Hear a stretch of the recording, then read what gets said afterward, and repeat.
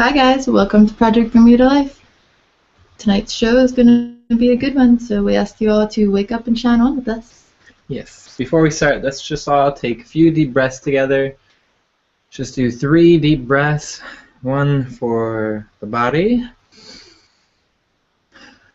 1 for the mind, and 1 for the spirit. So we do have a wonderful show for you tonight. Before we get into it, I just wanted to mention a few updates. Starting in April, we are not going to be calling this Live Tuesday a podcast anymore. Instead, it's just going to be a live show or a live webisode, whatever you want to call it. And we're going to go back and add some music, put in a few little promotions, and make it much more high quality podcasts. And then we're going to put that on Spreaker. So the podcasts will be on Spreaker, and this will just be the live show. So it's just a name switch. Yep, makes a little bit more sense. Yeah, it does make sense since a podcast is something you go and you download. And that's where our Spreaker is. So we just got over 400 followers on our Spreaker. And you can find it at Spreaker.com/Project Bring Me Alive, and it's gonna improve the quality. And also, we're gonna come out with a website update. It's gonna be a major update. The entire website is getting updated. Yes, it is. And I was gonna say April 1st, and then April Fools all of you, but we're not gonna do that. I don't like April Fool's jokes very much. No. So, well, those will come out on April 7th. It'll be the first Tuesday. And we'll be interviewing Remedy. Yep. Remedy Common, the musician. Yep. So it'll be a good one. All right. And just getting right into it, today is our roundtable discussion. We're doing it on Be True to You, how you can be your authentic self anywhere you go. And we have an amazing lineup. We have Shantastic Shine, who's an intuitive life coach. We have Salina Defleur, who's a high priestess, Order of the Griffin, and we have Jody. Yes, sorry, Jody, who is the spiritual. She owns a spiritual center here in the local area in Cumberland, Maryland. She's wonderful, and we're very excited to have her. We did the live podcast at her shop the other day. Awesome. So very exciting to have her on a roundtable. So I'll just like to go in a circle, sort of, around a computer. But so go ahead, and we'll start with Shantastic, and then we'll go to Jody and Celine. All right. Well, my name is Shannon. I go by Shantastic, which helps me feel like I'm being more true to me. It gives me a chance to express the fun side of me and just be myself. I try to dress in a way that makes me comfortable and not feel judged, and I enjoy helping others feel themselves and their own energy as well. Thank you. Miss Jody. Hello, I'm Jody, of course. I'm a co-owner of Piece of Me down in Cumberland, Maryland. I'm a Reiki teacher, practitioner, and also I'm a Theta healing practitioner. That's the short and the long end kind of it. So I'm sorry, I'm still nervous. I got to get the shakes out. You know me in the blue light. I see it talking. It's okay. Thank you very much for being on the show today. Very excited to have you. All right, and Miss Salina. Hi, I'm Salina, and I am a Druidic Buddhist priestess, and I practice out of New Hampshire, up here in the Great Northeast. And we are connected to Project Bring Me to Life by being most true to ourselves in expressing how we can all awaken each other and our connection to the divine. So that's a little bit about what I do. I am also a doula and a life coach, and I do hand fastings and blessing ways and end-of-life ceremonies and cord cuttings and hand fasting. So that's a little bit about me and how I connect to the divine, and that's how I really find myself being most true to myself, is when I'm connecting to the divine. Beautiful, thank you. So, I am Philemon. It's my name that I like to go by. Sometimes I go by Christopher, depending on if I'm in the Muggle world or in the wizard world. But I co-founded Project Bring Me Life with Shantastic Shine. I mostly do meditations. It's one thing that I am very focused on. And I just did my first online meditation class. And I have one at Jody Shop on April 23rd at 6 p.m. So it'll be my first class outside of a festival. So I'm very excited. Mm-hmm. And I do like to be crazy and unique. And I try to not let other energies or other people around me affect the way I act or the way I talk. But sometimes it happens. But that's why we're here today to talk about this. So I have a few questions, and the way this will work is I think we lost Salina there, so hopefully she'll get back in there. She'll pop back in. She'll pop back in. All right. So the way this will work is I'll ask a question, and then I'll call a name. So I'll say like this question, and then you can start, and then when you finish, I'll introduce another name to answer the same question. And I can repeat the question if anybody would like. If you want more time to think about it, just let me know, and I can pass it on to somebody else. So we just got Salina back. Welcome back, Salina. Thanks. Sorry, we're having really hardcore storms here, so it's blinking a little bit. Yeah. It was about 70 degrees here earlier, and it started raining, and it was raining with sunshine. It was interesting. Yeah, I liked it. Yeah. It was crazy. It's been amazing, intense weather, from really cool and like in the low 20s to up in the 60s during the day, and the maple syrup is all you can smell up here right now. Like, there's so much maple syrup being boiled. The syrup is coming. So. Wonderful. Well, I was just telling everybody that the way this is going to work is I'll just introduce a question, and then I'll call somebody's name, and then when they finish talking, I'll introduce another name to answer the same question. If you want to think about it, let me know, and I can pass it off to somebody else. So, great. The first question that I have is, why is it important to be authentic or to be your true self? So I'll start with you, Shantastic Shine. Starting with me.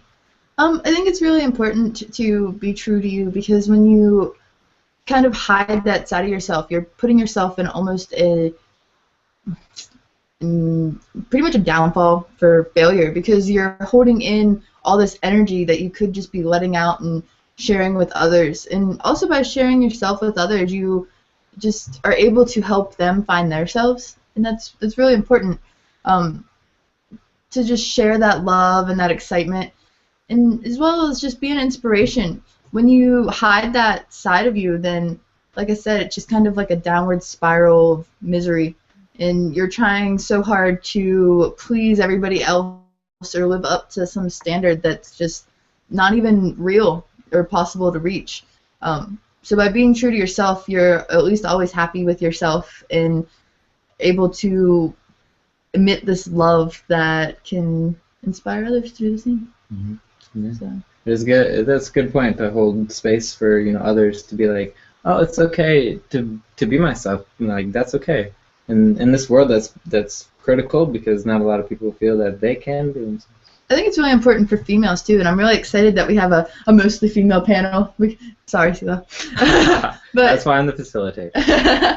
But for females, there's always this sense of worry or judgment in the room, and it's like that unspoken thing, like, oh no, this girl might not like me. And I don't know what it is about just like a feminine energy. There's a fear of not being accepted with your fellow sisters, and it's really important to like embrace that uniqueness in not only yourself but others, so that there isn't a judgment there, because when you're judging yourself, you're also judging what you see. I feel like, so by being true to yourself, you're allowing others that space completely. Beautiful. Thank you. All right, let's go to Jody. Well, I also love having a female panel with this as well because, as we know, it's the return to the divine energy. So it's great to have the ladies on board and talking about this. So hopefully other females can start to be more authentic about themselves. What I think is also important about being authentic is making sure that you're not blocking your energy off, because as Shannon was saying, it can become a downhill spiral. A really good instance of some time when this happened was I was actually working with this girl who was in the closet for a long time, and she couldn't talk to her family or her friends about it. So one of the common manifestations of not being true with your voice and your communication is thyroid issues. And she was on thyroid medicine. So after a couple of months, she finally got the nerve to go up and talk to her mom and her dad and some of her best friends through church. And I would say it was probably like 3 months later, she was off of her thyroid medicine. So it's like a direct manifestation. Whenever you're holding things off and the energy with your voice, you're cutting off your energy, and that has physical issues that it can be an implication of it. Yeah, that's great. I think that's so cool that we have like a holistic health sort of angle on this. You know, if you do hold things in, then it starts to create this sort of like disease and cancerous energy within yourself. I've actually told numerous people that I felt like cancer was almost a manifestation of not following your divine path or something along those lines. And that's not true for everyone, but just like there's something that builds up in you like a disease by not following what you meant to. Yeah, beautiful. Thank you, Jody. All right, let's go over to Salina. I think that it's extremely important to be authentic, and I think that it is both Jody and Shannon's points on it being a powerful feminine time and the rise of the feminine awakening is really a calling to come back to our authentic self. It's an opportunity for us to start to catch what and who we used to be as more wild women, as more true ecstatic beings, and without the constructs of the judgment that Shannon was talking about, and the justifications that really Jody is talking about, because we can't justify to ourselves why we feel something, then we feel like we have to hide it from others. And so both judgment and justification force us to bury into fear who we truly are. And so it's a big hurdle to like try and jump past that and move past that, and it takes a lot of strength, it takes a lot of courage to do that. And I don't know that that is a divinely feminine issue. I work with a lot of men as well as a lot of women, and there are lots of sacred men who suffer and struggle deeply with self-worth issues and fear, judgment issues, body-defining issues. There is just as much pressure for men to have a particular body type and look a particular way. And there's a lot of challenge, even in the festy New Age community. You know, if they're not dready enough, or they're not barefoot enough, or they're, you know, God forbid, eating a hot dog. Like, you know what I mean? Like, there's so much potential for us to judge one another. And, you know, men can be just as judgmental as women can. And so I think that justification and judgment are issues that both sexes deal with and are frustrated with often. And I counsel both sides to work through your throat chakra and through your heart space, and believe in the love that you can have for yourself. Because if you can find the love that you have for yourself and you can continue to grow that within you, then you will conquer your own judgment. And as soon as you've conquered your own judgment, you will then be able to justify why you get to be who you are. And that is kind of the path to which I teach from. That's the process to which I teach from. Yeah, it's beautiful. It's like you know, loving yourself gives you that freedom to sort of express yourself without worry or fear of judgment. So that's a really good point. So my next question for everybody is, what are some tools and techniques that we can all use to help us be more comfortable with being our true selves, no matter where we go. And I'll start this one with Salina. I'm a big fan of meditation, but I don't meditate the way most people typically meditate. I start people with active meditation. I find that if you ask people to try and slow their minds down too much, that judgment and justification comes right back really quickly. And so for me, I start with an active visualization meditation with people. And you start to visualize what you really want, who you want to become. How you want to develop who you are, and what things about yourself you find the most beautiful or the most powerful, and you work on drawing those energies together. And as those energies continue to build, then you're able to go on and activate them into action. And so that's a little bit of the step process that I use in a meditation format.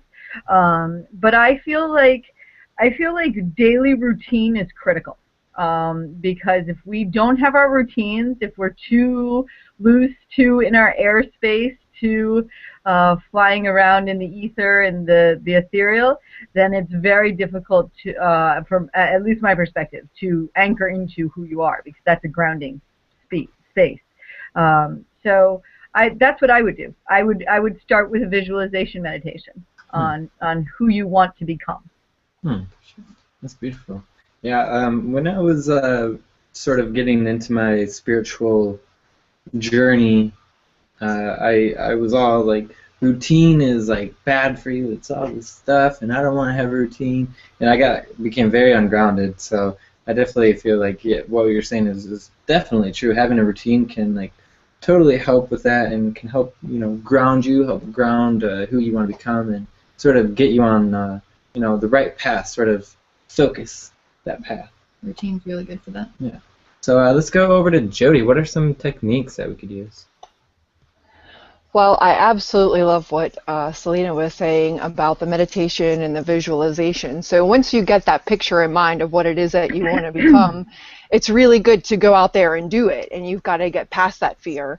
So go out even with baby steps if you have to. Go out with your friends and your family, or wherever it is that you can be with other people who are more like you, and communicate with those people, so you can kind of find your clan and know that you're not alone, because a lot of the times the fear is based off of the fact that, oh, I'm alone in this.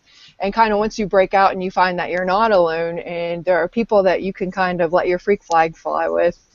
So yeah, get out there and do it. It takes 21 days to actually create a new routine. So go out the first day and do it, that baby step. Go out the second day and do it. And if the third day comes and you can't do it and something happens, then forgive yourself and don't judge yourself over it. Go out the next day and do it again. Yeah, that's good. Good advice. I love that. That's great. For sure. I started off doing push-ups a few weeks ago. I started off struggling to do 10, and now I'm up to 40. So starting off baby steps is important. Start small and then keep increasing slowly and slowly. Having patience and positivity and persistence is very important for that. So that's wonderful. Thank you for that, Jody. So Shantastic Shine. What was the exact question? What are some tools and techniques that we could use to sort of be comfortable with being ourselves? I know I mentioned at the beginning, like, one of my main tools that helped me really like get into myself and my own unique energy was, I don't do it all the time, but just like being comfortable in my presentation, outward presentation. I have a very interesting and colorful personality, being a Leo that's very extroverted and introverted at the same time. Mm-hmm.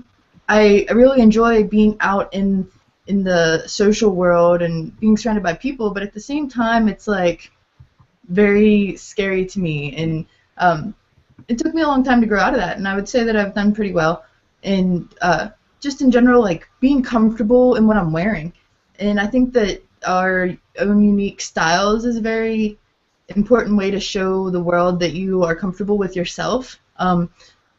I've realized a lot of people that really conform, or they care overly about the judgment they get by what they're wearing, or how their makeup is or how their hair is done or something like that. Like, you want to look good about yourself, for sure. You want to feel good. But to feel good about yourself and not worry about what others say. Like, if I want to wear rainbow eyeshadow and a fairy jacket into the market, I should totally be allowed to do that. And that's me in embracing that uniqueness. And I think that it's awesome when I walk into a supermarket and I see someone wearing something similar to that, because I know that that person is not afraid of what someone else may say to them. I struggled a lot growing up with that and just being very judged, and it made me hide from what I really felt, and it made me scared to share my own opinions or to wear what I felt comfortable in. Sometimes I'd much rather feel like I'm dressing up for a fairy tale than what's currently happening in this realm. So I know that definitely style and just being able to do that, and sometimes we can't because our jobs don't let us, and that's okay, but just to know that you are comfortable and able to do that, I think that's a good tool. I also think writing down where you want yourself to be is a good way to embrace yourself, because a lot of times when you're writing, especially if you think that someone else may not read that, then you'll just like freely flow with, I want to have this in 10 years, I want to be like this, I want to release this fear and gain this perspective, and just having it all written down and seeing it is definitely a good way to manifest that, and just the ability to embrace that kind of quality into yourself, or anything like that. So I think that writing things down and dressing and feeling comfortable are two very good tools to embrace when you're trying to find your own uniqueness. Yeah, it's a beautiful point. My mom, when I was young, she would always let me dress the way I wanted, and I would always dress like a newsie, if you've seen the musical, The Newsies. And throughout my entire life, I'd always just dress how I wanted to. And it got to the point where I would walk around and I would be dressed totally different than everybody, and people would look at me weird. But I eventually got used to it, and to the point where if I did wear something that was like normal, like a chameleon or something, then I would feel really weird. Like, why I feel weird dressing up in like normal clothes? But that's a beautiful point when you get to that spot where you can go out in public wearing something that you like, but isn't necessarily like seen as normal or whatever. I think a lot of people struggle with that, especially through family influence, and when you're caregivers and like you're a younger person, when your caregivers don't allow you to embrace that side of yourself. Like, you always tell me how you were able to embrace that. I wasn't allowed to, and just it made me lose a lot of my personality growing up. So once I was able to fully embrace that side, it was almost like a fear that I didn't want to stick out in the social norm. Now sticking out is totally my thing. Yeah. Yeah. So being able to express yourself, especially with your style, with the clothes you wear, is important for expressing and being authentic to who you truly are. One more thing I'd like to add is just talking about the things that you want to talk about, because that's how you're going to find like-minded people. And I think that both of our panel would enjoy this too. If you want to talk about which planet you came from or what world you may have shifted into the world from, then do it, because you don't know that the person that you think is going to judge you doesn't think the same thing. And when we all are able to finally embrace that, we'll realize that we're all from a different state of mind. Beautiful. That's a perfect segue into this question. And this is something that Samantha was talking about in the chat room, but do astrological positions and energies have any effect or anything to do with our identity problems? And I would like to start with Jody on that one. You're going to go to the Gemini first? Are you serious? Awesome. Go to the Virgo will take it. Did you want me to go to Salina while you think about it, Jody? No, that's hilarious. Well, actually, I'm laughing so much now because I forgot what you said. But I remember saying, like, when you were reading, I was listening, I was like, oh yeah, this is absolutely perfect. Yeah. The different celestial patterns and astrological effects on our being us. Our identity problems. Oh, absolutely. Yeah. So with me, with the Gemini, as you know, Gemini is kind of like the split personality, and it's really funny because I always have stories to go along with this, with things. And my story for this is the name, the business actually, Piece of Me. So with my whole Gemini attitude, like there's two sides of me. So you got like Zen side of Jody, or you got like you want a piece of me, depending on what's going on.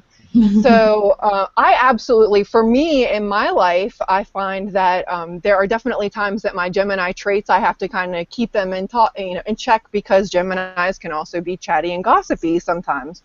So there are things that I have read that I resonate with sometimes, and that I watch as kind of like with shadow work.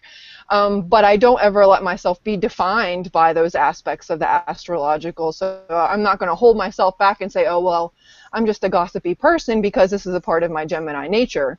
And the same way that that you want a piece of me, Jody, that's not something that I want to see coming around very often. So that's something that I do with my shadow work. So I think it's important that you can notice that you have those traits, but also you don't want to let yourself be limited by them as well, and put yourself into a box with it. Mm-hmm. Yeah, that's really beautiful. Okay, Salina. I would totally agree with Jody. I think the astrological has absolutely everything to do with how we strife, and everybody strifes differently. How do you handle your strife? And how you handle your strife really depends on, how do you handle your happiness really depends on the sign that you come into. And for me, I'm a Virgo. And I'm a super special Virgo because I'm a Virgo in my sun, I'm a Virgo moon, and I'm a Virgo rising. So I'm a triple Virgo. And so that's like pretty much a nightmare of analytical, organizational control issues. And so if we just really want to be honest about who we are and how we approach things, we have to accept how we structure things and how we handle and how we hold on to things. So I will analyze and organize to the upteenth level. And this can be really great when you're working on a project that's meticulous. It can be a very positive thing. But when we talk about our self-worth issues or our negative self-talk, it can become a very not positive or negative spiral to go down. And so knowing those traits about yourself, you really have to hold on and be willing to say, you know, this is who I am, and I have the tendency to go too hard on myself, so I'm going to accept that these things are things that I'm struggling with, but they're also things that I can release, and this is how I can release them in this way. And so that's really, really, really positive. And so I think that when we're looking at ourselves and our signs, it's important to take into account that we have been doing certain things from birth, like even from our soul's birth. And so it's really important to look at your full birth chart. I don't know if Jody's shop does it or if Jody does it. I definitely do birth charts, and I find them extremely helpful tools for people working on and struggling with their own interpersonal dynamic and their own interpersonal challenges, and how to handle the major energy shifts that are happening right now on the planet, because there's some very, very intense energy shifts occurring. And so a lot of people's strife right now is coming from those energy shifts, and if you don't know how to handle that, then you can be really challenged. And so that's a little bit about doing the research on your astrological sign is critical. Mm-hmm. I would highly advise it as a way to find that structure. Beautiful. When I was a Scorpio, sometimes it could be very short-sighted, and you know, there were a few times where I sort of just picked up everything and left without thinking about the consequences, and you know, that's something I've been working on, and so that's a really good point. Also, well, another thing that came up also was there are those times when you might feel like you don't know who you are, you're having that identity crisis. And you know, I feel like it's important for you to feel like it's okay to sort of just sit back and sort of become a little introspective and sort of, you know, piece together who you feel you are and your identity and all that. So, Shantastic Shine. I think that the different celestial happens in astrological signs definitely have effect on not only a way a person presents themselves, but their mood, obviously. It definitely has an effect on, like, how you feel about being yourself, or if you don't even want to be yourself that day. I know I'm a Leo sun, and I'm actually a Scorpio moon, so I have a very interesting balance. And the Leo side of me, like, always wants to just be headstrong and in charge and, like, helping and doing as much as I can, and then the Scorpio side of me is kind of, like you said, very short-sighted, and if something doesn't go my way, then I kind of get upset, and I've been really toning in on that, and I realized that to be true to myself, that I have to acknowledge those very high points and very low points. It makes for a very manic, depressive, but super excited about life kind of energy. So it's a big spiral.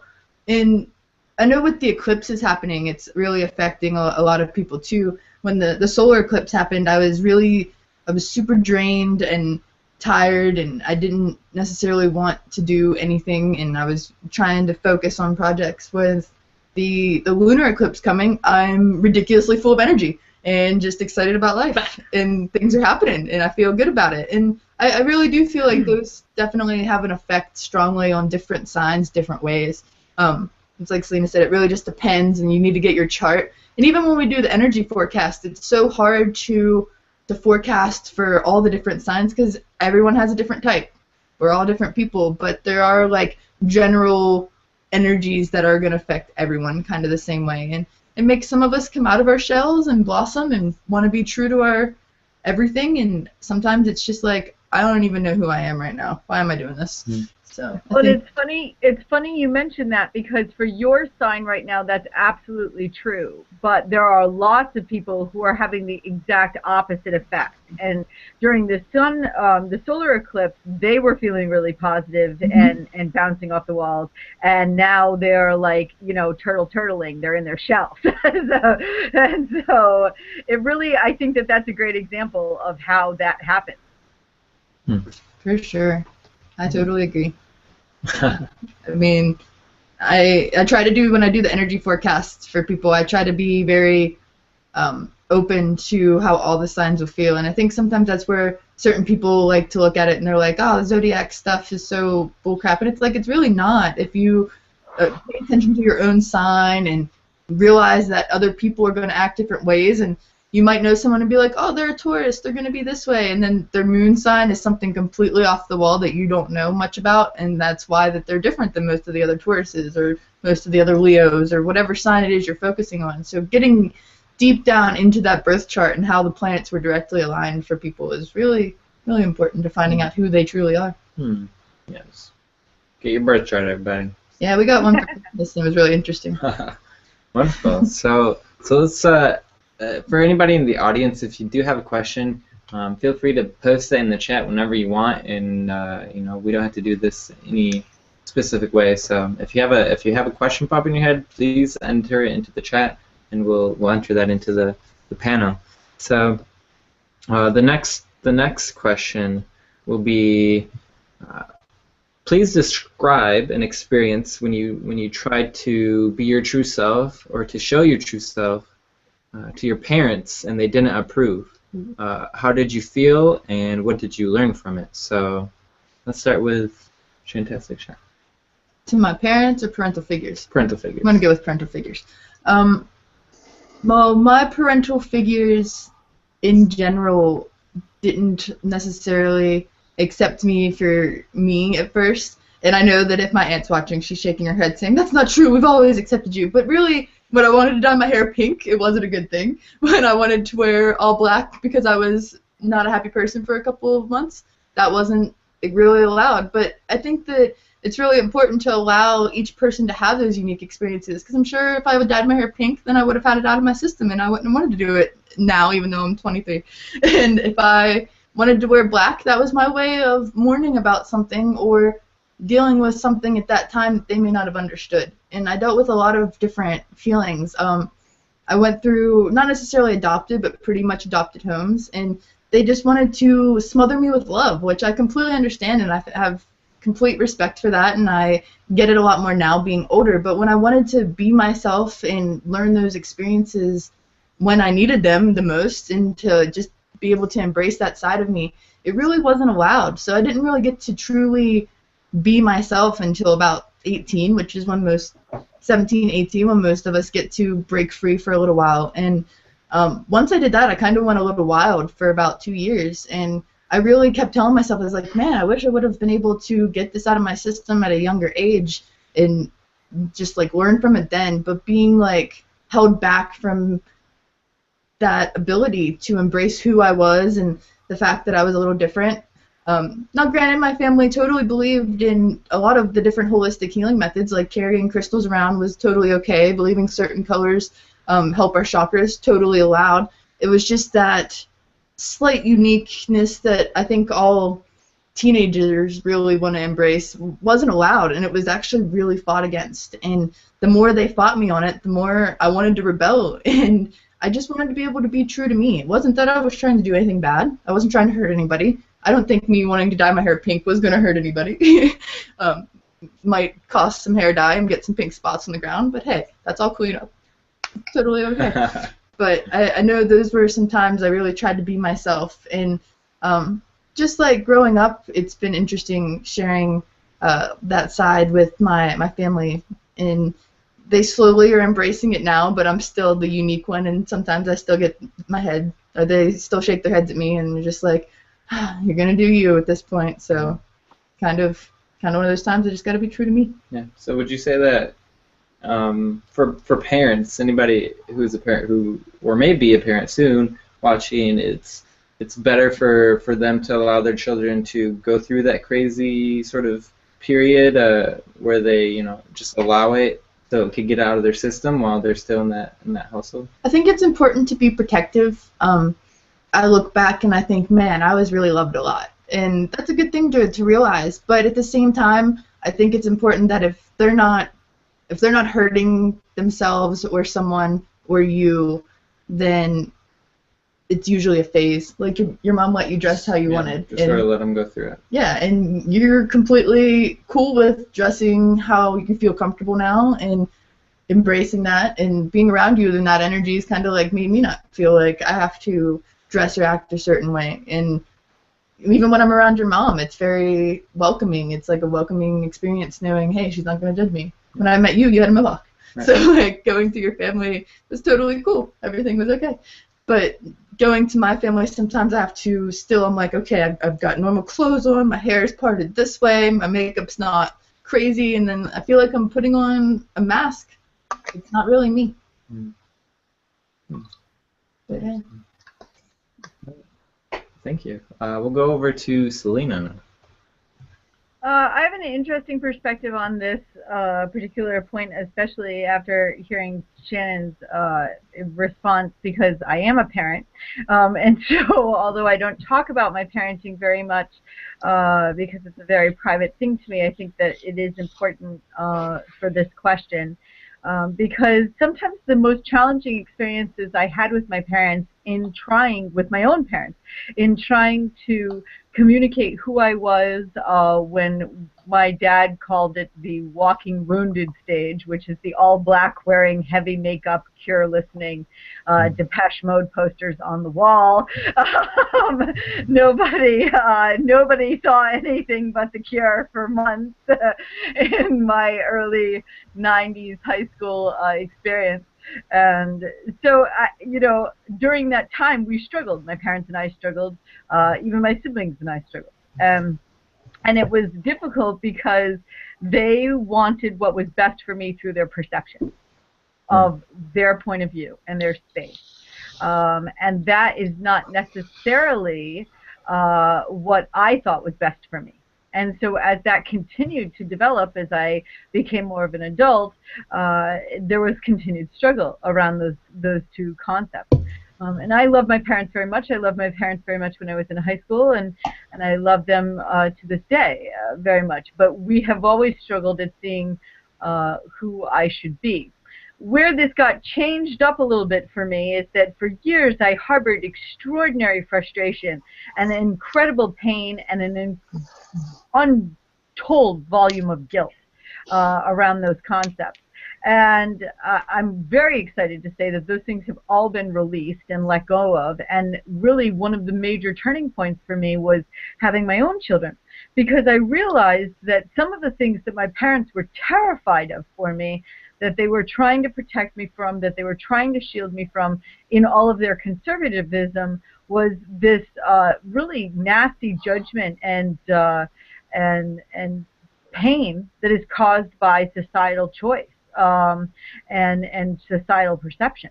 And so they were afraid that society would be nasty to me. And so because they didn't want me to hurt, they were trying to protect me from that pain. Now, the frustration in this is that, as we know, as we continue to awaken, and certainly as light workers, all four of us know, there's no way to escape your pain. You have to own it. You have to get in there. You have to do the work. You know, there's no getting out of this. This is your path. These are your sneakers. Put them on. And so, you know, you're going to go for it. And you've got to be willing to accept the blisters that come from the brand new pair of sneakers. And that's just life. That's just process. And so how I parent my children is very different than how my parents parented me. But I really came to understand their protection piece as I wanted to try and protect my own children. And now I definitely do protect them very much, but I don't squelch their freedom of choice in that process. I really allow them to express themselves and make positive choices for themselves. And when they make choices that I think could be challenging, I express a conversation around how it could be challenging with them. And I have that conversation, and I say, well, you know, yes, you can absolutely wear all of those things to school today, but there could be this challenge, and so you need to prepare yourself for it. And you need to be ready to have an answer and to take the teasing if there's teasing and to experience this, and I know you're strong enough to do it, so if it's important to you, you can do it.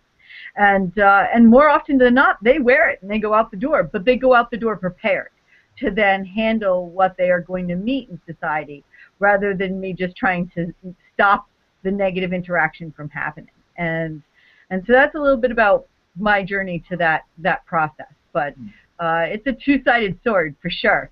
Yeah. And I really love that. I feel like they're totally prepared little youngins, and being prepared and having that shield and still knowing that you're allowing them to do it, but knowing that there could be like some sort of counter reaction is really good. Like if my aunt would have told me or my grandma would have told me, hey, I don't want you to do this because of this, then I probably would have made more sense to me than you can't do that because I said no.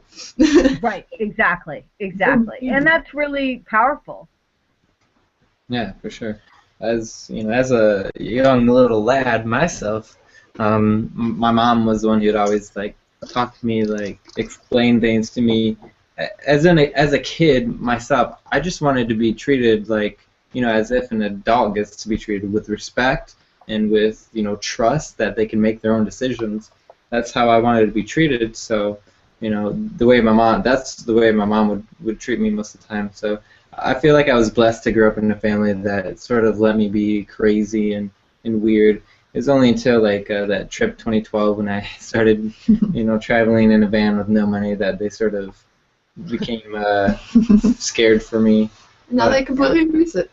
Well, yeah. Now they have no choice. And the one thing that's helped with me and my mom's relationship is just I've written letters of how I truly felt. I've written letters saying that, you know, ever since I was a kid, I've talked to the angels, and I still talk to them, like, you know, and it's, you know, she actually came out and said that in some of her critical times in her life, the angels have come to her. So by like expressing my most deepest, intimate, you know, relationship with what I consider God and whatever, it allowed her to feel free to express that to me.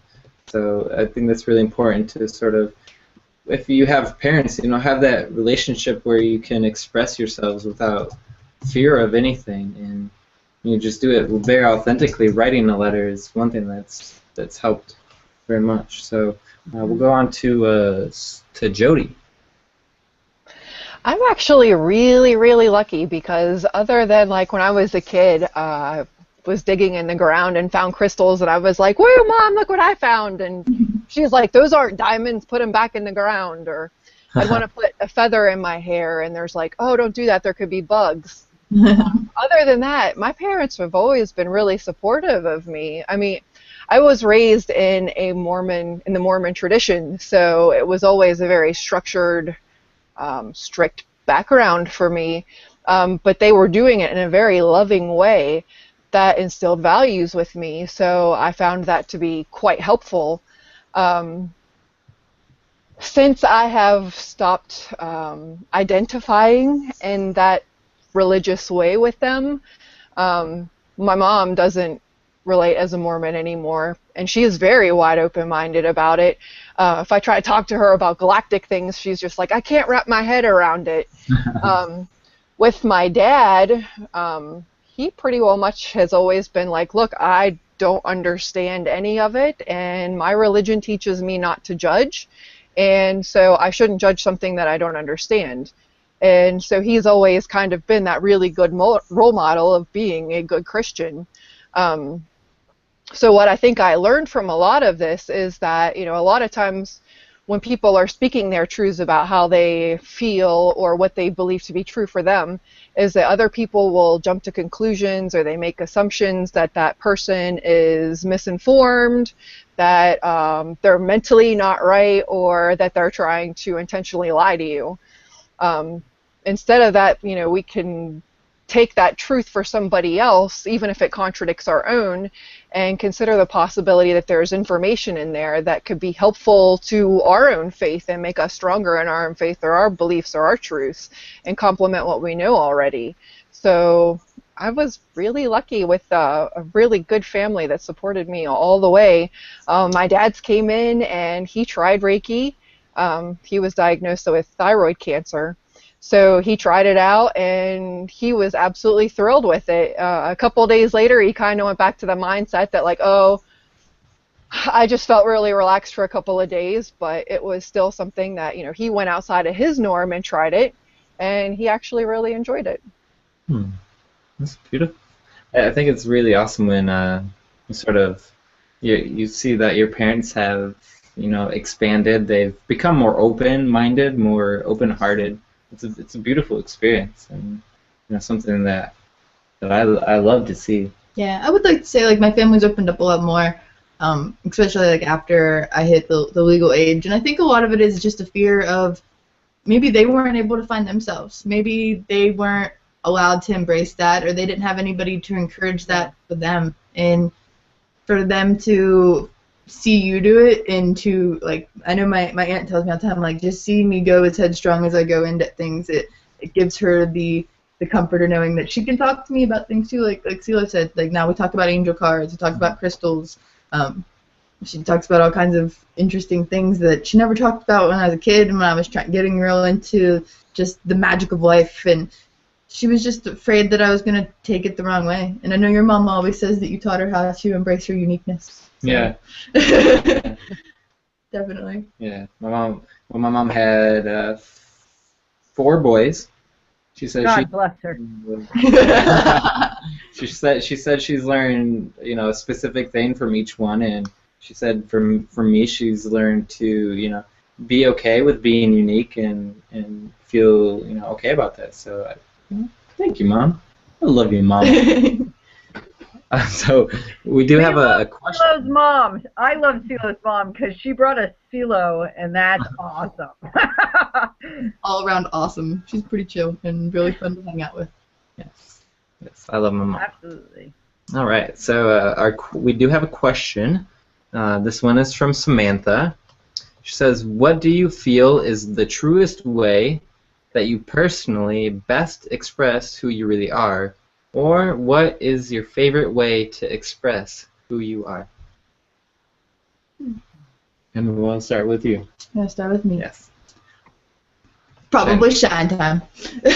When it's like just a mode of happiness, and I wouldn't say it's like I wouldn't say it's like a barrier for me or something, like I don't even know the word right now, but I just call it shine time, and it gives me this. All day. Huh? Yeah, all day. If you can get in that mentality, it's just like whatever you're going to do, you're going to shine through it. Whoever comes at you with a problem, they're going to shine through it too. It's all good. And it just like, it's kind of like this feeling of whatever's going to happen is going to happen, so you get to be you and be true and get through it. And that's really my truest way to personally get through things and to keep my shine-timey self going. And I definitely would use that as a tool.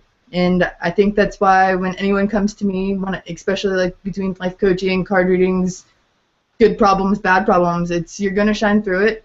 It's your time to shine, or you wouldn't be here in this life, in this form, dealing with those things for that reason. And to be able to embrace whatever your personality is, if you want to cry about it, then cry about it. Once you cry about it, then you'll probably be over it 10 minutes later. If you want to be extremely happy and excited and loud and kind of obnoxious, which I know I'm known to do sometimes, then once you get that out of your system, you're probably going to feel really good about it, or you're going to know not to do it the next time. So it's just, you've got to experience those experiences how they're meant to be, and everything's really a lesson. So by being true to yourself, you're learning your lessons quicker than if you try to hide yourself, because then you're learning lessons that weren't necessarily for you. They were for however you were acting, and by not acting true to yourself, it's taking you a lot longer to follow that path and have those divine happenings come your way. So just shine through and enjoy your time here. That's beautiful. And I would agree. If if you feel like you need to cry, it's okay. And some of the only times I've watched my dad cry during Harry Potter, so it's okay to cry during Harry Potter. Let's go to Salina. Oh, Sammy, you're probably not going to be surprised when you hear this. I would say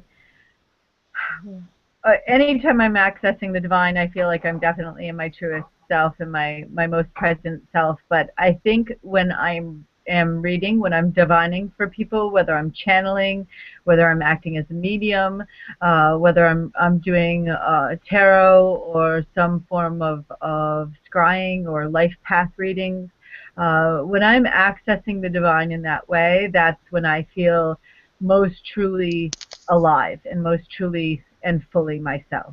And lots of people have given me some feedback from the last time I did readings on Project Bring Me to Life, and said how powerfully responsive it was to hear a reading from me, because they never expressed anything about their lives.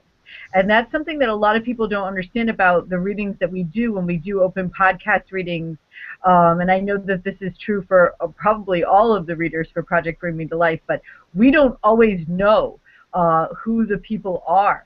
And so a lot of times the readers are being told a first name and which deck they want to use. And that's it. And we're going for it. And so when you get incredible positive feedback from folks and they are telling you, like, wow, you really expressed everything that is happening for me right now, and you're really connecting for me, and I didn't see those connections, but I do now that you've read for me. That's an extraordinary and beautiful exchange of energy between you and another divine person, because I believe everyone's divine. So I think that that's probably the way I feel most authentic, is when I'm sitting in presence with the divine and another wonderful divine person.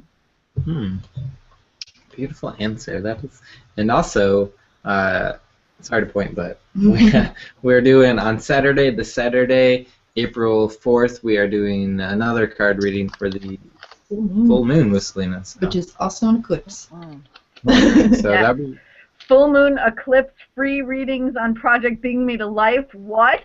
Get a tasty beverage and tune in, people. It's going to be live.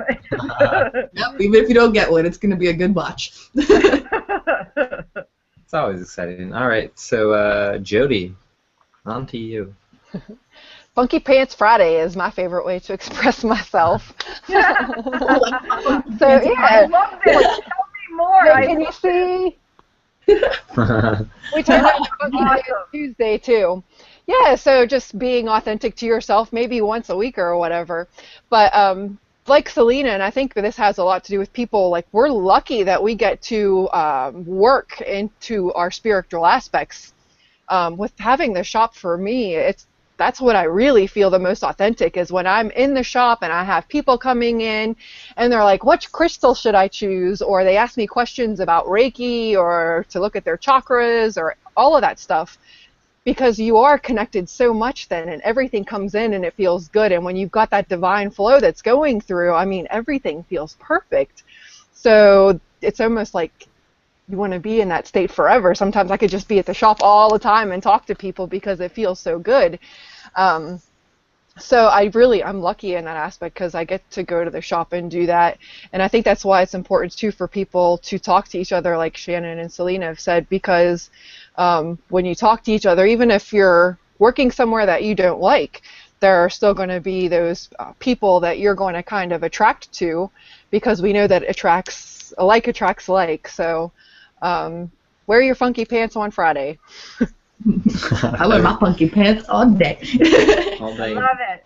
But I do want to add to that, Jody. Like, your shop is definitely one of the places I feel like I can be totally true to myself. I got to walk in there with my little fairy jacket on. I can just do what I like, not do what I want, but just embrace what I want to speak about. And there's always someone there that knows a little bit magically about what it is you want to talk about. It could be completely off the wall, and they're like, "Oh yeah, I had this dream," or "Oh yeah, this happened to me." And the festival land's really good like that, and I know anytime I have a question, Salina's really good at answering it, and just like knowing that you ladies are able to embrace yourselves, it just makes me personally feel like I can just do what I need to do and be true to me. And Silo's the same way. He's very open and welcoming to all aspects of my personal crazy. So it's definitely a good feeling, and I really love that that Jody's had the chance to open her shop to a bigger space, and now there's space for multiple people to come in and hang out and talk to each other, and it's just a very good little meeting spot. I love it. I love it very much. Yeah, that's well said. Very well said. I would say for me, my most preferred, or the thing that I do that makes me feel the most true to myself is really meditating. If you know me, you'll know that I literally will meditate anywhere, no matter who's around or no matter what situation I'm in. And that's my way of basically getting grounded and sort of getting out of every other energy that's around. Because sometimes as an empath, I sort of absorb that, and sometimes it's hard for me to even understand if that's mine or if that's somebody else's. So by meditating, I can really sort of get back into my true self and my true energy and my true bubble, and it feels really, really great every time I just close my eyes and sort of like allow that energy to come in. It's like, okay, yes, this is me, this feels good, this is where I'm supposed to be, this is what I'm supposed to do, this is me. Yeah, I think you touched on a good thing there too, is for all the empaths out there, when you're trying to be true to you, make sure it's you you're being true to, and not all the feelings that are being thrown at you. It's a good time to put those blocks up and be true to you, and it's really good to feel for another person and walk in their shoes, but at the same time, you don't have to let your life reflect that. Yeah. That's It's not a spaghetti syndrome. I call that action spaghetti syndrome, when people are covered in other people's spaghetti. It's lovely to eat spaghetti. It's nice to have a nice spaghetti dinner, but no one wants to wear spaghetti. And so you can be with someone and be present with them through their emotional meal, whatever that is. But you don't want to wear their emotional meal. And so make sure that you are not, taking their spaghetti and dumping it all over yourself, because that's not an effective process. That's not getting closer to the divine. That's getting sticky. Yeah, and once you get the spaghetti on you, it's really hard to get off, because it's really sticky and messy and hard to, and that's just how emotions are too, because you just let them like sit there and dwell, and they just build up, and you're like, man, I feel so bad for that person, and then you're like, wait a minute, why am I feeling bad? I just got a raise and this, that, and the other. And it's good to feel and be sympathetic and empathic to people, but continue on your own path always. Yeah, Jody, did you have anything that you wanted to say about ways that empaths can sort of get into their own truest selves?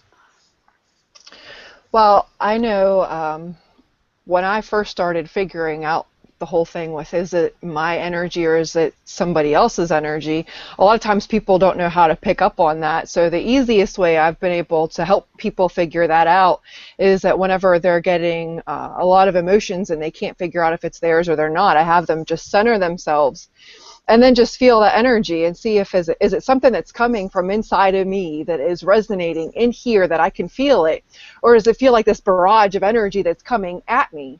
So if it's something that you can feel inside of yourself, then you know this is actually mine that I'm working with. And if it's something that's coming in this way, you know that it's something that's coming from the environment.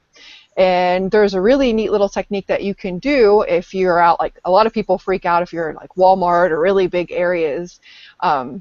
Your solar plexus is the area where you take in a lot of the information from your surroundings. So if you get out somewhere and you're getting too much information, you don't have your guards up enough, you can put your hand over your solar plexus and that will actually block the information from coming in. And then if it's too much and you're really getting anxiety from it or whatnot, you can use your hand and go counterclockwise and it'll pull that energy out. So yeah, the chakras come out of your body like 1 to 2 inches depending on the strength of the aura. So whenever you're out in public and if you don't have your guard up, then you can take in all that information. So it's just coming right in here at you. So if you just cover that, it'll help block it out. Nice. Very beautifully said. So glad that we have you on for the panel tonight. All right, so we have one more question and then we'll go to the closing statements. This question was from David. He says, what was the hardest time for you to be yourselves? And we'll start with Salina. Oh, okay. Being my most authentic and expressive self in this moment, I will share that.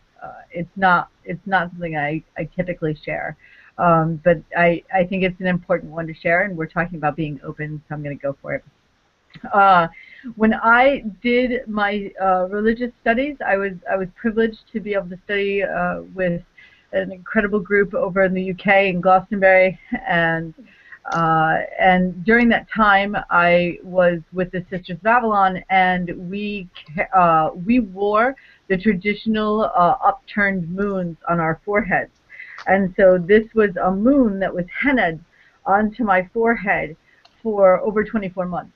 And during that time, it was continuously re-hennaed after rituals, after classes, after specific turns of the year, and so it was pretty solidly set into the epidermis. And so when I was done in the UK, when I was in the UK and I wore it, and especially when I wore my liturgical garments, I was treated with extraordinary reverence. People would rush to open doors. People would be incredibly grateful. People would offer us food. You know, it was incredible. It was incredible, and the way the feminine divine was held throughout the UK. And I was very honored to be with the group that I was studying with, and so there was a lot of pride, a lot of power that I felt from that moment. And then my visa expired, and I did some other traveling through Europe, and then when I came home to the States, I arrived back into the city of Boston, and I had been in the city for about 40 minutes, and I had just cleared customs, and I had gotten my bags, and I was approaching the mark for where you pick up taxis. And I was taking a taxi to my friend's condo downtown. And Boston's a city I know very well. I'm extremely comfortable there, so I didn't have any fear. There was no anxiety. I was a little fatigued. But as I approached the doorway, there was a woman with 2 smaller children. They were probably 6 and 7. And she grabbed her children and she guarded them and covered their faces, and she spat at me. And she said the most horrible things to me. And in that moment, I didn't know how to react. And so I looked down and I took my breath and I looked up and I looked her in the eyes and I said, I'm truly sorry that you feel that way. And then I just walked past her. And over the next 9 months of being in the United States, I had the privilege of being challenged in that way and in having people treat me as negatively as that woman did over 291 times. I had individuals throughout the country, different places that I traveled to, grocery stores, the bank. It was very daunting. And so through that process, I journaled deeply about it, because something that had been so beautiful and so powerful and such a sense of camaraderie and cultural respect and heritage was just being utterly decimated by my own people and by my people here in this country. And I was born here in America, in the States, to Americans. So there's absolutely nothing, that is foreign. And so it gave me, the reason I call it a privilege is because it's very rare for white folks to have to feel the same sensations of bigotry and racism and hate that many other minority groups do in this country. And it was a privilege as a white person to feel that pain, even for that short amount of time. And I say that it was a privilege because they have to live with it all the time. And I was able to allow the moon to fade. And as I continued to grow and as I continued to then have a family, I finally allowed the moon to fade completely. And so now she's no longer on my forehead in a physical way. And so as Philemon and Shannon know, they have seen me at festival, and obviously I paint my face and I'm fully decked at festival. And it's such a beautiful space because for those few days, those special sacred moments, I get to feel that connection in that way. And so as my own children grow to be older and are able to handle that pain and handle the privilege of that pain, I will probably go back to wearing it all the time. But it is something that because of the way that I was treated, I had to truly make a conscious choice and a conscious decision there. So I can truly relate to individuals who suffer those moments, and I can only say to you to continue to believe that you have the love of the divine, of Source and Gaia within you, that you are a divine and respected being, and that even when others hate comes out of them, that is a reflection of their pain and their hurt and not a reflection of you. And so stay strong in yourselves and continue to love even those that hurt, because they need the love the most. True. Wow, that was an incredible story. Yeah, you're getting a lot of love from the chat room. Everybody's loving you up.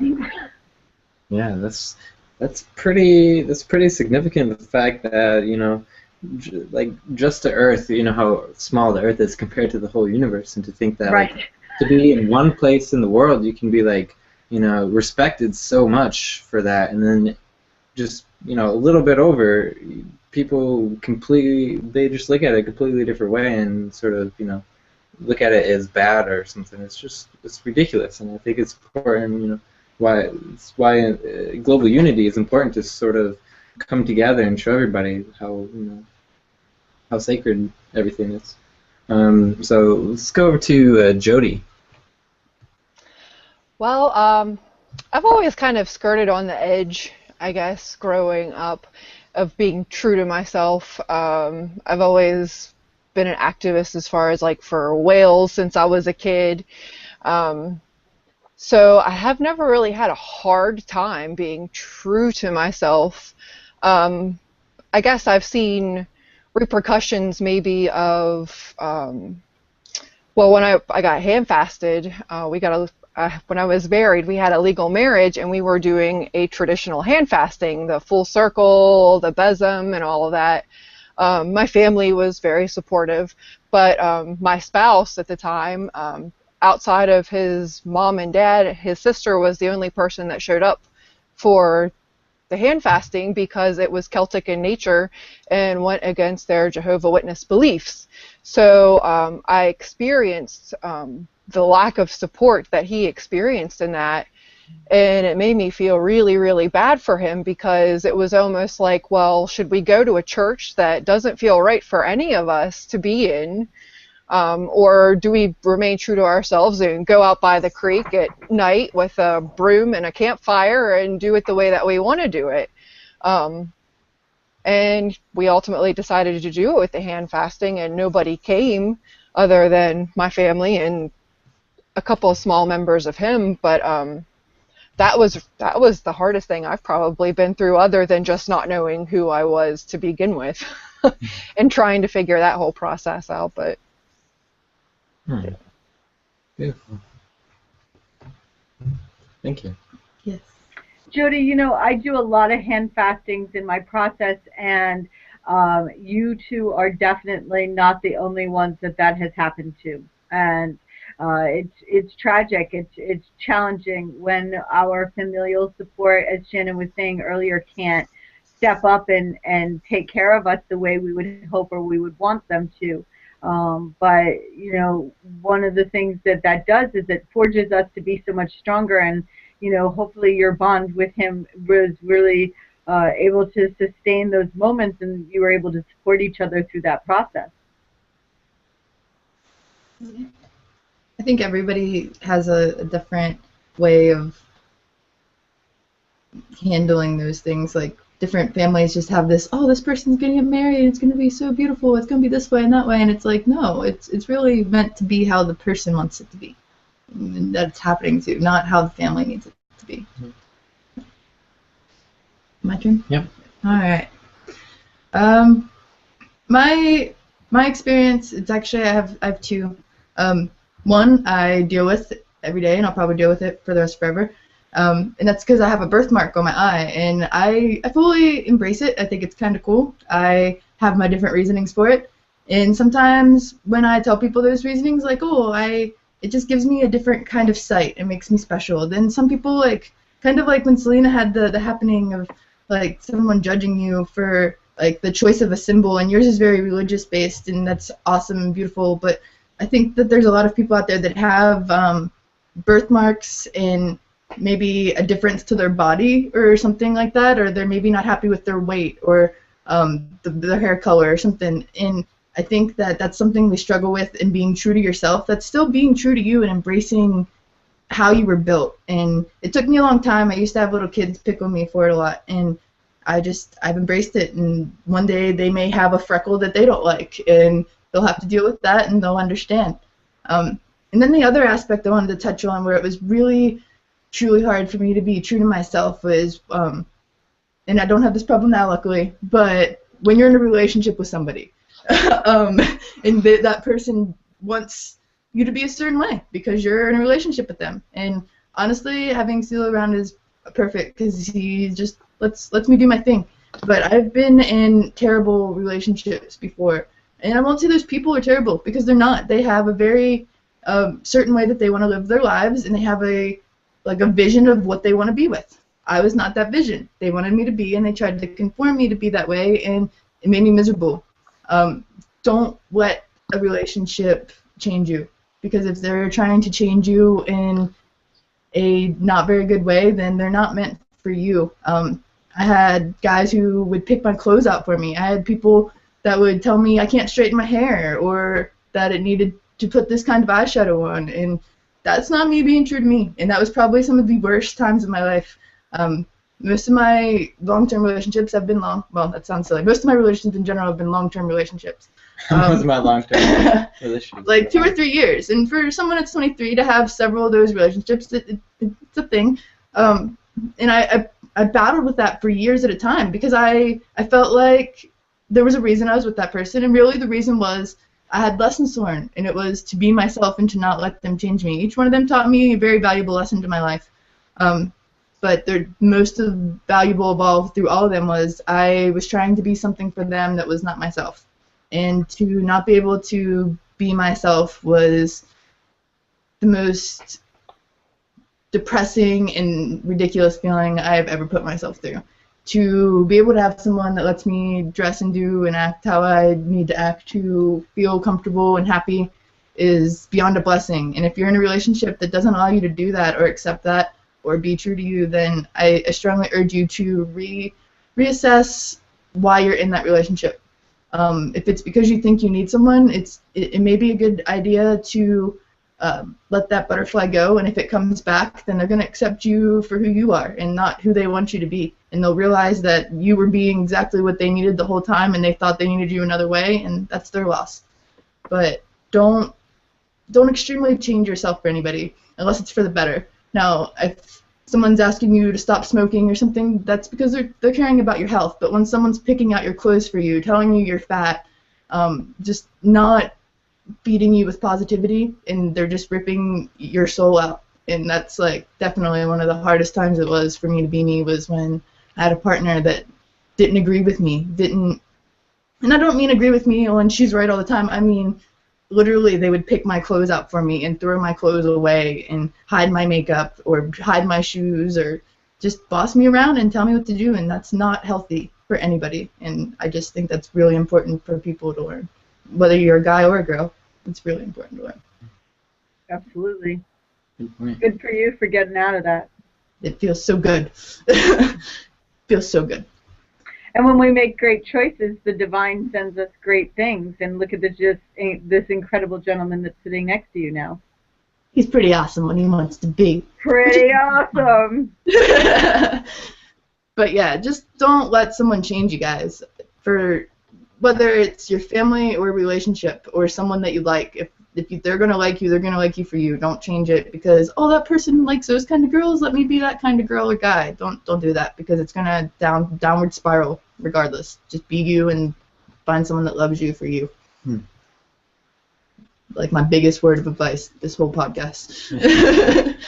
No, I've really enjoyed everybody's descriptions and answers, and just the entire podcast has been really, really amazing, and I'm very honored to be part of it. So to answer the question, for me, the hardest, the time when it was hardest for me to be my true self was definitely in high school. Throughout high school, I would always dress different. I would always wear, somebody called it hobo fab. So it's kind of like ripped up clothes and everything, but kind of like fabulous in a way, I guess. So hobo fab. Hobo fab. I would walk around in my hobo fab clothes. But besides the people who were unique themselves and accepted me, everybody else, mostly the jocks, would like sort of give me weird looks or look at me weird. And one time during sophomore year, I was in the lunchroom getting my lunch, and all the jocks would sit together all the time, in their jockey clothes. Because they felt guarded. If they were together, they were a pack, and no one was going to mess with them. Right. But like, not all of them were bad. There's, some of them were probably mistreated themselves. But I was getting ketchup, for something, just a little ketchup. And then somebody said my name, and I looked over, and yeah. And he looked at me and he said, douche. And I was like, whoa. And I just walked away, and it was like, what am I doing myself that would make somebody call somebody such a derogatory term? For no reason. For literally no reason. Like, I was by myself. He just, like, obviously called out my name. Like, the entire table was looking at me, and he said that. Most likely to make himself feel better and to make himself, look good in front of his friends or whatever. But just going through that in high school is difficult. And, there was other times when people would call me a douche. I would walk through class. I went to 4 different schools my sophomore year. The last school I went to, it was a very preppy school, and I was wearing my hobo fab clothes. And I just was walking by, and somebody, like, waited until I walked by, and then they, like, sort of, did a half turn with their head, and just called me douche. And just kept walking, and I was like, yeah, it's very, very difficult to be brave and to continue to be yourself when there are people who will like call you names just because you're wearing something different. Like they don't even know who I am. It was a ridiculous time, but something that has strengthened me and allowed me to sort of be myself no matter what. So I'm very thankful for that experience. And if you're out there, if you're in school or whatever, and somebody's calling you names, you don't have to react in a negative way. You can walk away, and like Selena was saying, it's more on them. It's more how they are feeling about themselves instead of how they feel about you. And looking back, I probably could have gone over to him and said something really like wise and made him think a little bit, but that's not how it happened. But yeah, so that was one of my experiences. But I'm still gonna wear hobo fab, and Rocks it. I'm gonna. Well, probably I'm always changing styles and just continue to be unique. And I think it's very important to be unique. Yeah.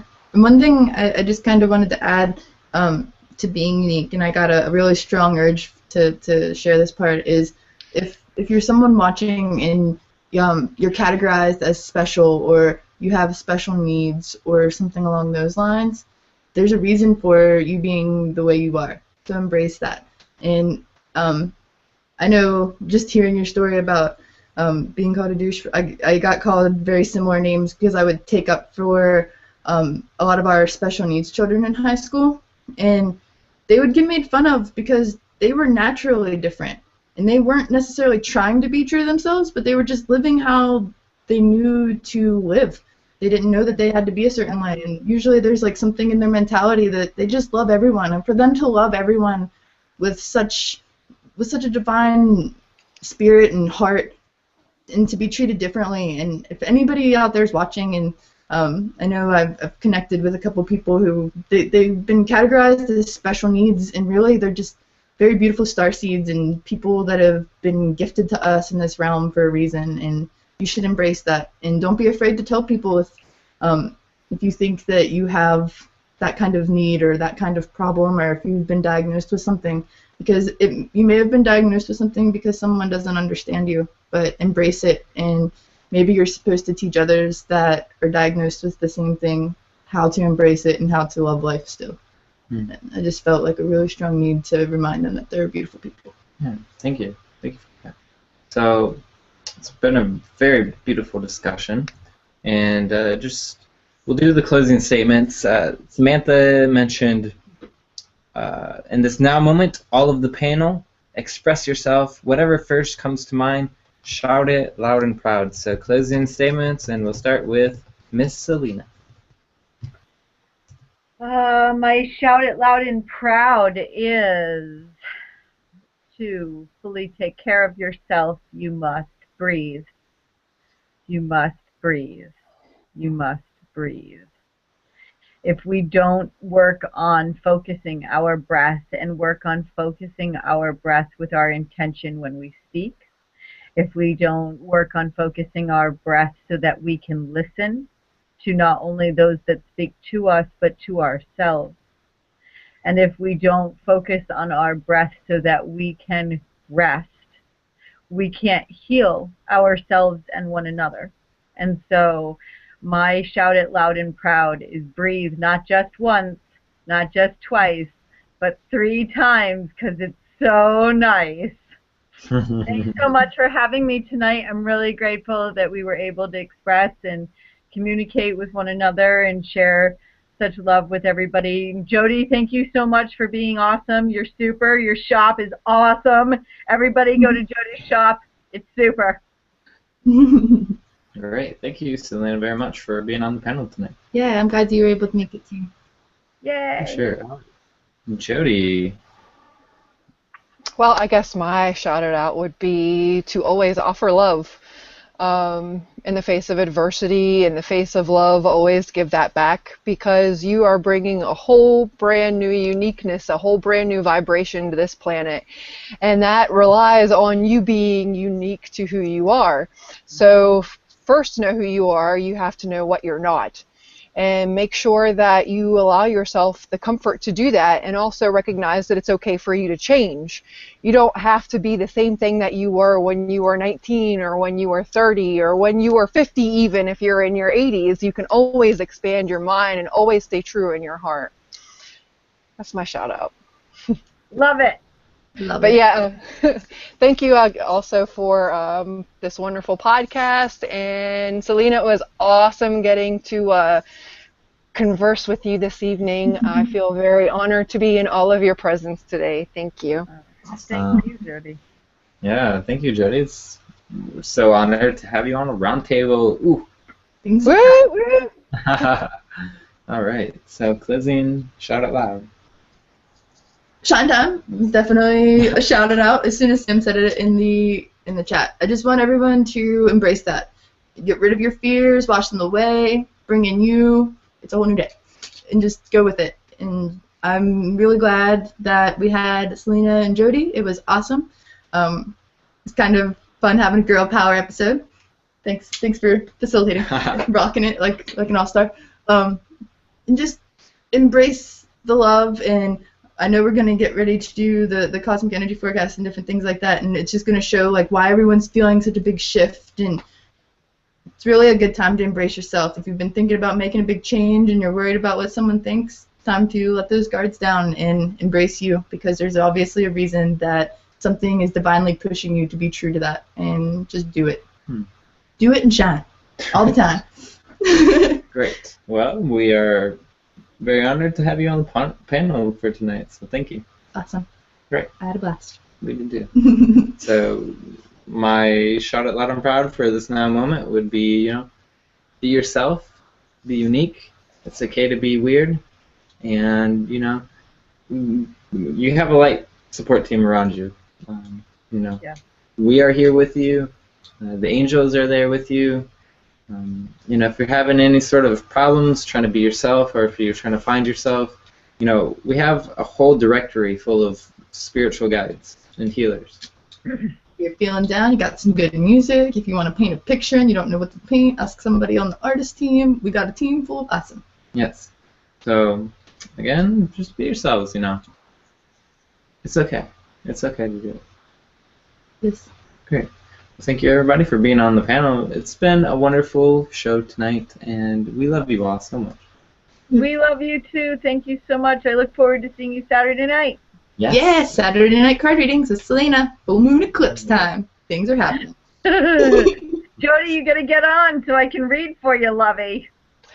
You gave me an incredible reading before, so yeah, it was deep and it was amazing. So thank you for that, and I will definitely be back to hear you again. Oh, I'm so excited, sweetheart. I look forward to seeing you in person the next time I'm down in the Shine Time realm. I can't wait. All right, be well. Yes. Shine on, guys. Be well. Cosmic energy time. All right, yes. Thank you all for, witnessing that roundtable. It was a wonderful roundtable, and now we're just going to get on to our weekly energy forecast. And would you like to start that? Yeah, All for right. sure. So let me get my screen share up, and then we'll get the forecast going. Yeah, the cosmic energy forecast for this week, March 31st, is a definite good one. We got a lot of things happening in the celestial mix of energy. Just in general, we got one planet that's speeding up this week while another one slows down, and we're on our way into another eclipse this Saturday, the 4th, and this time it's a total lunar eclipse, and it's shaking things up a bit, as they do. Communications are in a full warp speed at the beginning of the week, as many of us are suffering from that habit of not thinking before we speak. Mercury is shifting into Aries, and it's got a lot of fiery just energy in us that's like, oh, go for it and do it. But we do need to kind of take a second back and think about what we're doing. There's a moderate slowdown of this energy going through on Wednesday as Mars makes an exchange from the fiery Aries and gets us a little bit more towards grounded energy as it shifts into Taurus. With this planet sign and combination, stubbornness is very, very much increased for many of the different zodiacs. So an increased quality of stubbornness, so be careful of that. with all these shifts in energy, it's making the next few weeks a good time to get down to business and be persistent about what you want. So that is a good thing. Tune in, get them detailed ideas of what you want to build in your future going, and just really be persistent. This week's just packed full of celestial happenings, including the Libra full moon, and also it's got some crazy things going on with Pluto and Uranus. That dance and a little bit of a battle that we were talking about earlier in the year is making some disturbing occurrences in some worlds. So it's a good time to be hoping for the best and reaching for the light at the end of the tunnel. But while you're expecting the best, plan for the worst so that you've got all your bases covered.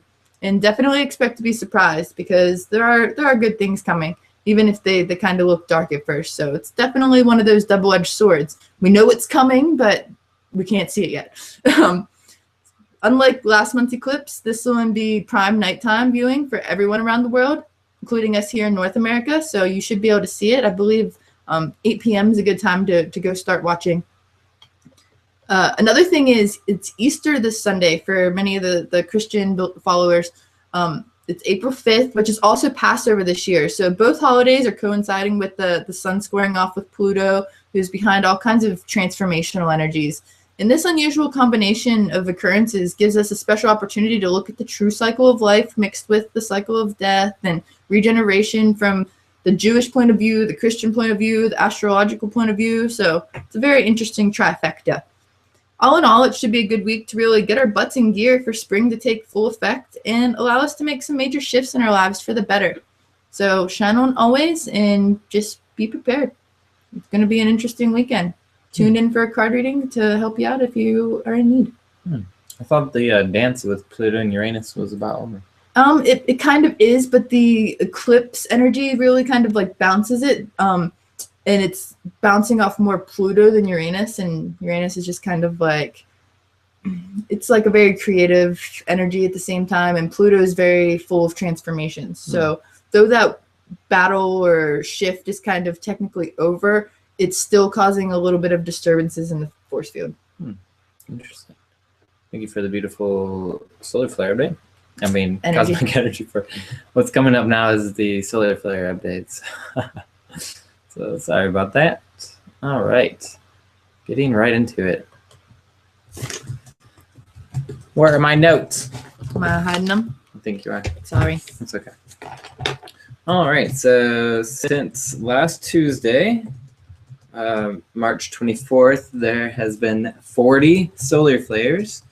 Those have all been C-class solar flares, and it's from the sunspot 2303.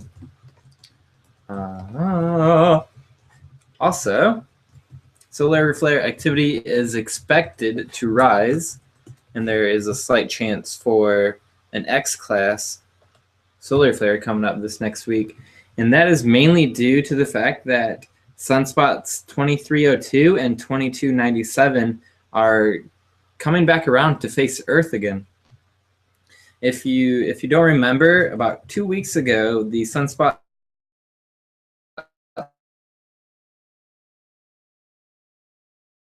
X-class solar flares, and some of those solar flares did cause a few disturbances with our satellites. So moving on. Come on. Sorry, my Mac is going a little slow.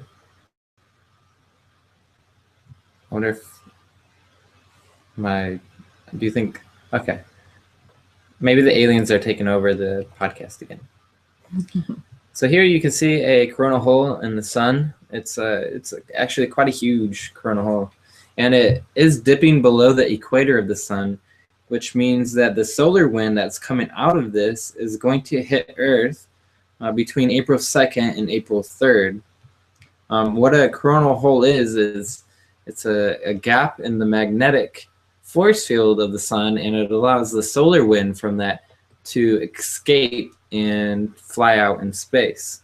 And the fact that it's dipped below the equator means that it will hit the Earth. All right, great. Moving on to this chart here. So wind speeds were around 300 kilometers per second a few days ago, but have now risen to 400 kilometers per second, no doubt in part due to the coronal hole right here. And so this brings us to our aurora forecast. And with the fact that the solar wind is coming out from that coronal hole, means that the auroras are expected to end next week. It's frozen. It's going slowly. Let's go. All right. So if you guys have paid attention to the solar flare updates the past few weeks, I've been mentioning this planet Ceres, which is a dwarf planet. There it is. There's the dwarf planet. Hey, dwarf planet. This is Ceres that we've been talking about, and actually NASA's Dawn spacecraft became the very first mission to achieve orbit around a dwarf planet. And that was at 4:39 a.m. today. The Dawn was captured by the gravity of Ceres at around 38,000 miles. So congratulations to the Dawn spacecraft and to humanity for achieving this. In the next few weeks, we will be seeing more pictures of this planet and hopefully get a explanation for the bright spots that we've been seeing on the planet. I think that'd be awesome. Yes. All right, so now we're going to go to the card readings. Card reading. It's a good one. What I want to point out first is, like, I'm using another John Holland deck, and I've used this one before, and I use it interchangeably with the John Holland deck that I normally use. But with the shift of energy also comes new cards. For the past couple weeks, we've been seeing a lot of the same spreads when I use the same deck, and that's really strange because there's 70-some cards in my deck. When I mix them together, it can add more, but in general, we were seeing very similar spreads, so I felt it was important to use both decks together this week. And magically, 3 cards from the Matters of the Heart deck are what came out. So we have a peak of energy. I think that's so important with the new change of energy coming in, the eclipses, and just everyone's wanting to be new in general. So it's a good time to get new energy in a new read. So first on the spread we have is Vitality. And the Vitality card is here to revitalize your focus, enthusiasm, and joy, which are all very important things, especially with today's episode of finding yourself and being true to that. There's great potential in revamping the relationships, friendships, and connections around you right now. With such a shift in energy comes new people and just new perspectives. Seize the energy and infuse it with a warmth and enthusiasm. Allow yourself to truly feel the shift and bring positivity into not only your world, but those around you. The raise of vibration is crucial in the improvements of the current relationships, as well as the current just happening world. Increasing your own vibration, you're making a more positive impact on those around you and drawing new bonds to yourself in a positive way. There is a magic in the air bringing destined souls together for a very good reason. Maybe not romantically, but still all for very good reason. Right? And set aside any difficulties of your past and love and divine purpose of each of us being here together in this exact moment. For you add, the higher the vibration will radiate, keeping this feeling of bliss and excitement flowing rather than going back to a very scared and fearful way. Another important thing is your spirit guides are waiting for you. Allow them to help you, but you must ask for their help or give them permission to magically help you along and best for you without your with you, unless it's just generally to save a life. They really do need your permission and appreciation and acknowledgement to help you. They won't do it as a force of will. So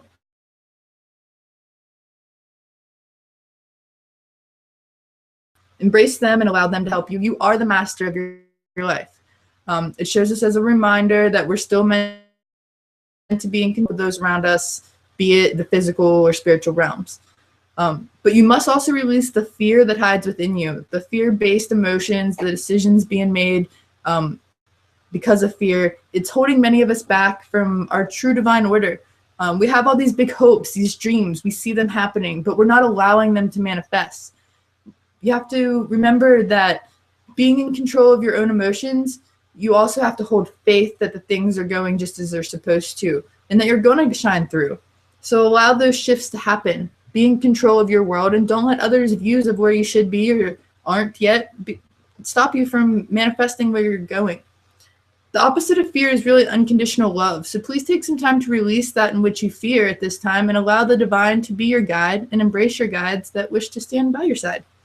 Embrace that unconditional love, be it from whoever it may be, because they are here for a reason. Release your fears so that you may embrace new manifestations of joy and love in your life every single day. And also leading us to our final pool was the Observe card, which asks us to observe our thoughts and maintain them in the most positive way possible. The seasons are changing, and for many of us, that means warm weather is soon on its way. And observe the change in Mother Nature and let the sun shine through. It's only going to help uplift you. Release the need or desire to direct relationships and events and surrender to the experience. Train yourself to enjoy the here and now, and you will learn a great deal and ultimately get what you truly need. Though sometimes it's kind of hard to release that, and it's in the releasing that you're going to discover what it is you really want or really need, even though we may be afraid of that bigger change that it takes us to get that ultimate desire. So have faith and trust the process, and just go with the flow of the journey and let go of the outcome. Though the forward progress sometimes appears to be going tortuously slow, now is the time for patience, and all things shall come in due time. When you're when you open and are allowing that needed change to happen, it will happen.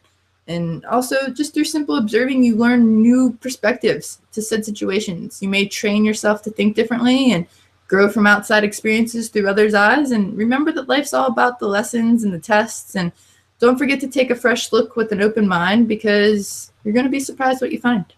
And that's this week's card reading. And I was super excited that some new cards showed their faces for you. And we're getting out of that old and shaking it off and just embracing the spring and beautiful energy.